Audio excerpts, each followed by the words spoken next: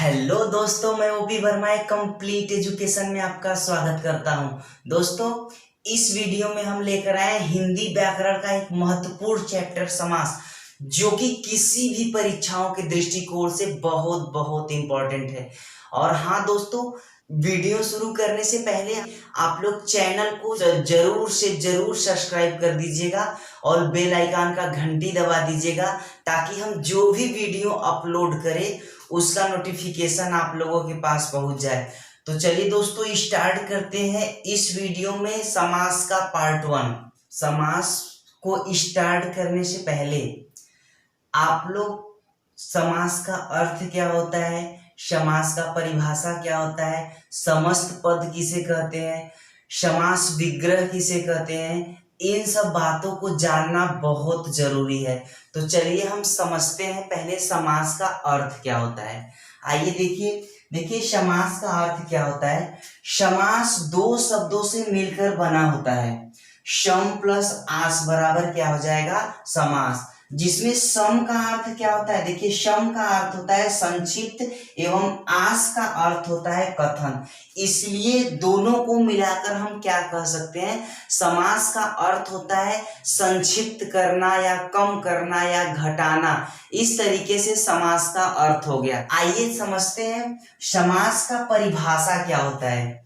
ध्यान दीजिए, समास का परिभाषा देख लीजिए क्या होता है। दो या दो से अधिक शब्दों से मिलकर बने हुए नए सार्थक शब्द को समास कहते हैं। जैसे दो या दो से अधिक शब्द जब एक में जोड़ते हैं तो उससे जो नया सार्थक शब्द बनता है उसी को हम क्या बोलते हैं, समास बोलते हैं। जैसे देख लीजिएगा, राजपुत्र आपका लिखा है, तो राजपुत्र में दो शब्द हैं, एक पूर्व पद है एक उत्तर पद है, ठीक है। दोनों का हम जब विस्तार करेंगे तो ये हमारा क्या हो जाएगा, राजा का पुत्र हो जाएगा। दूसरा एग्जाम्पल देख लीजिए, चरण कमल है, तो चरण कमल जब जोड़ेंगे तो एक नया सार्थक शब्द बनेगा, यानी कमल के समान चरण। ये हमारा क्या है, देखिए ये एक पूर्व पद है एक उत्तर पद है, दोनों पद को जोड़ रहे हैं तो उससे जो एक अर्थ निकल रहा है, यानी कमल के समान चरण। इस तरीके से आप बोलोगे। देखो समस्त पद या समासिक पद किसे कहते हैं, तो समस्त पद देख लीजिए, समास के नियमों से बना शब्द सामासिक शब्द या समस्त पद कहते हैं। यानी समास के नियमों से बना शब्द को सामासिक शब्द या फिर समस्त पद कहते हैं। ध्यान दीजिएगा, एक और है समास विग्रह। समस्त पद के सभी पदों को अलग अलग किए जाने की प्रक्रिया को हम क्या बोलते हैं, समास विग्रह बोलते हैं। दोस्तों, ये इतना आप लोगों को समझ में आ गया होगा। हम इसके आगे चलते हैं। आइए दोस्तों देखते हैं समास के भेद कितने होते हैं। समास के भेद देखिए, समास के कुल 6 भेद होते हैं। देख लीजिए, पहला क्या है, अव्ययी भाव समास। दूसरा जो है तत्पुरुष समास। तीसरा जो है कर्मधारय समास। चौथा जो है द्विगु समास। पांचवा जो है द्वंद्व समास। छठवां जो है बहुव्रीहि समास। देखिए, वर्तमान समय में जो समास की संख्या है वो 6 है, लेकिन प्राचीन समय में जो समास की संख्या थी वो सिर्फ 4 थी। और कौन कौन थी, देखिए ये हमारा जो कर्मधारय और द्विगु समास, ये कर्मधारय और द्विगु समास को छोड़कर बाकी प्राचीन समय में 4 समास को ही काउंट किया जाता था।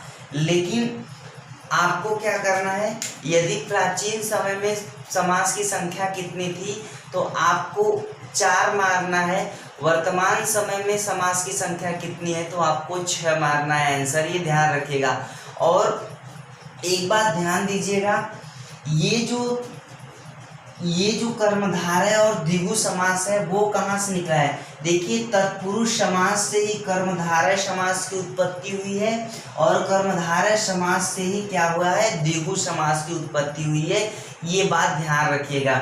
और यदि आपको परीक्षाओं में इस तरीके से पूछ दे कि द्विगु समास की उत्पत्ति किससे हुई है, तो कर्मधारय समास से हुई है। यदि पूछ दे कि कर्मधारय समास की उत्पत्ति किससे हुई है, तो आपको तत्पुरुष समास मारना है। ये बात आप लोग ध्यान रखिएगा। और हाँ, समास शुरू करने से पहले हम एक एक करके आप लोगों को क्लियर कराएंगे, लेकिन इसको क्लियर कराने से पहले आपको एक बात ध्यान देना है। जैसे हम एक एग्जाम्पल लिख ले रहे हैं, राजपुत्र। ये हमारा राजपुत्र हो गया।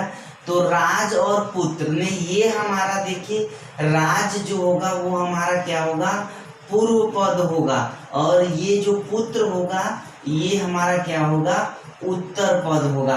ये बात ध्यान दीजिएगा।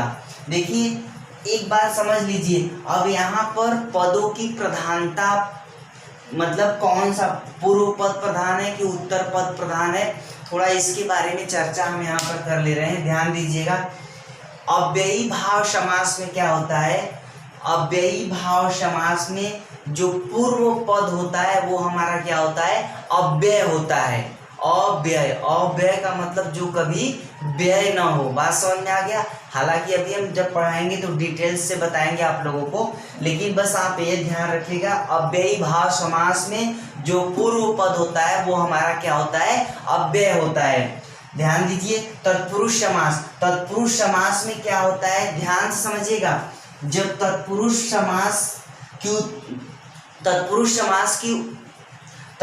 समास में उत्तर पद प्रधान होता है। उत्तर पद क्या होता है? प्रधान होता है। उत्तर पद प्रधान होता है। ध्यान से समझिएगा। तत्पुरुष समास में उत्तर पद प्रधान होता है। कौन सा पद प्रधान होता है? उत्तर पद प्रधान होता है। और कारक चिन्हों का इसमें क्या होता है? लोप होता है। ध्यान रखिएगा। जब तत्पुरुष समास से हमारा कर्मधारय समास की उत्पत्ति हुई है, तो कर्मधारय समास का भी कौन सा पद प्रधान होगा? उत्तर पद प्रधान होगा। इसमें एक पद विशेष्य होगा और एक पद विशेषण होगा, लेकिन कौन सा पद विशेष्य होगा और कौन सा पद विशेषण होगा ये क्लियर नहीं रहता है। बात समझ में आ गया? आइए देखिए, द्विगु समास। द्विगु समास की उत्पत्ति किससे हुई है? कर्मधारय समास से हुई है। तो देखिए, इसमें भी क्या होता है? उत्तर पद प्रधान होता है। ये बात ध्यान रखिएगा। उत्तर पद प्रधान होता है और जो पूर्व पद होता है वो हमारा क्या होता है? संख्यावाची विशेषण होता है। ठीक है, जो पूर्व पद होता है वो हमारा क्या होता है? संख्यावाची विशेषण होता है। ध्यान से समझिएगा। देखिए, इस तरीके से हमको क्लियर हो गया। तत्पुरुष समास का उत्तर पद प्रधान होता है, कर्मधारय समास का भी उत्तर पद प्रधान होता है, द्विगु समास का भी उत्तर पद प्रधान होता है।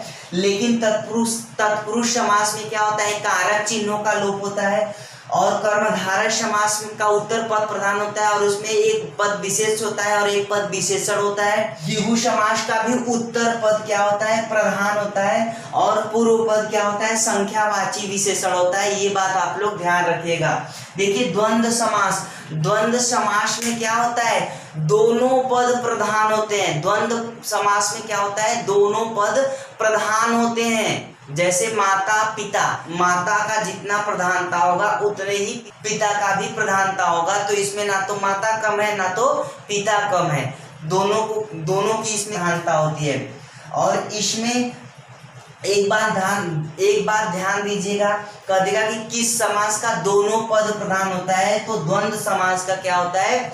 दोनों पद प्रधान होता है। देख लीजिए, बहुव्रीहि समास। बहुव्रीहि समास का क्या होता है? दोनों पद क्या होते हैं? अप्रधान होते हैं। लेकिन जब दोनों पद को जोड़ा जाता है तो एक तीसरे सार्थक शब्द का निर्माण होता है, वो पद प्रधान यहाँ पर होता है। यानी दोनों पद जो बहुव्रीहि समास के दोनों पद क्या होते हैं? अप्रधान होते हैं। लेकिन जब दोनों पदों को जोड़ा जाता है तो एक तीसरा पद मिलता है, तीसरा सार्थक शब्द मिलता है। इसमें वो तीसरा पद जो होता है प्रधान होता है। ये बात आप लोग ध्यान रखिएगा। तो आइए दोस्तों हम एक एक करके इसको समझते हैं। फिर से एक बार क्लियर हो जाइए। अव्ययी भाव समास में पूर्व पद क्या होता है? अव्यय होता है। तत्पुरुष समास में क्या होता है? उत्तर पद प्रधान होता है और इसमें कारक चिन्हों का लोप होता है। कर्णधारय समास में क्या होता है? उत्तर पद प्रधान होता है और इसमें एक पद विशेष्य और दूसरा पद विशेषण होता है। द्विगु समास में क्या होता है? उत्तर पद प्रधान होता है और पूर्व पद क्या होता है? संख्यावाची होता है। द्वंद्व समास में दोनों पद प्रधान होते हैं और बहुव्रीहि समास में दोनों पद अप्रधान होते हैं। ये बात आप लोग ध्यान दीजिएगा, क्योंकि यही अगर आपको क्लियर रहेगा तो आप एकदम अच्छे से समास को समझ सकते हो। चलिए हम एक एक करके देखते हैं। पहला हम देखेंगे अव्ययी भाव समास। आइए हम देखते हैं अव्ययी भाव समास। देखिए, जिस समास का पहला पद अर्थात पूर्व पद अव्यय हो तथा प्रधान हो, अव्ययी भाव समास कहलाता है। देखिए, यहाँ पर अव्यय को आपको समझना है। अव्यय क्या होता है? अव्यय जो कभी व्यय न हो वही तो अव्यय है।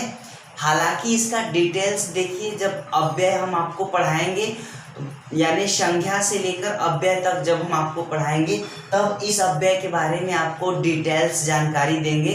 फिलहाल आप इतना समझो कि अव्यय का मतलब जो कभी व्यय न हो उसी को हम क्या बोलते हैं? अव्यय बोलते हैं। तो देखिए, अव्ययी भाव समास में क्या होता है? जिस समास का पूर्व पद क्या होता है? अव्यय हो तथा प्रधान हो, वो हमारा क्या कहलाता है? अव्ययी भाव समास कहलाता है। क्लियर है? अब देखिए इसकी पहचान क्या है। इसकी पहचान है, इसमें पहला पद अनु, आ, प्रति, भर, यथा, यावत, हर आदि शब्द आते हैं। तो इससे पहचान में आ जाता है कि ये जो हमारा समास है वो हमारा क्या है?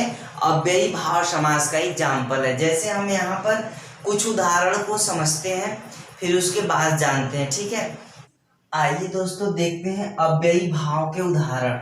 देखिए, ये हमारा पूर्व पद है, ये उत्तर पद है, ये समस्त पद है और ये समास विग्रह है। ध्यान से समझिएगा। देखिए, अव्यय, ये हमारा पूर्व पद अव्यय है। ये आपको जितना आपको दिखाई दे रहा है, ये शब्द के शब्द जितने भी हैं लिखे हैं, ये सभी हमारे क्या है? अव्यय है। देखिए, प्रतिधन दिन बराबर क्या हो जाएगा? प्रतिदिन। अगर हम समास विग्रह करेंगे तो प्रत्येक दिन हो जाएगा।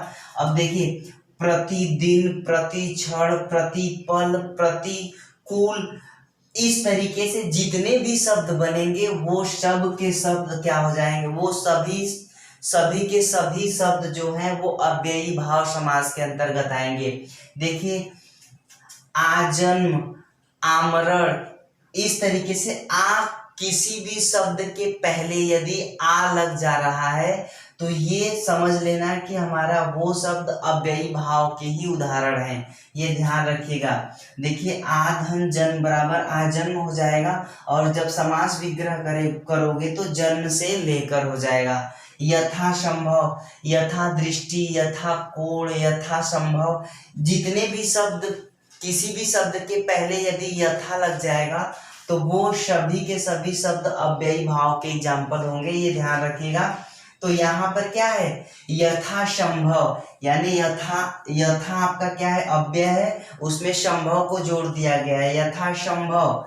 तो ये जैसा संभव है इसका समास विग्रह हो जाएगा। और एक बात इसमें ध्यान रखिएगा, ये पहला पद जो है वो अव्यय तो है ही, साथ में प्रधान भी है। यानी कि देखिए, प्रतिदिन है ना, तो दिन तो ठीक है, लेकिन प्रतिदिन मतलब उस दिन पर जो है प्रतिबल दबाव दे रहा है, इसलिए प्रधानता किसकी होगी?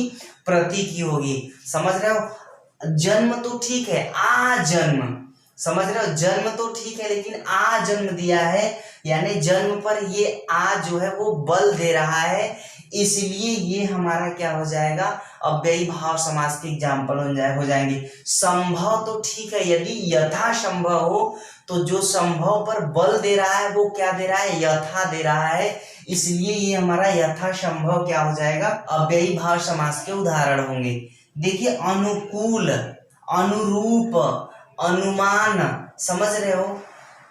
ये जितने भी हमारे शब्द बनेंगे उसके पहले पद में यदि अनु है तो वो हमारा क्या हो जाएगा, यही भाव समास के एग्जाम्पल होंगे। जैसे भरपेट, भरसक, भरपूर, इस तरीके से जितने भी शब्द हो देखने को मिलेंगे ये सभी के सभी शब्द क्या होंगे, अव्ययी भाव समास के एग्जाम्पल होंगे।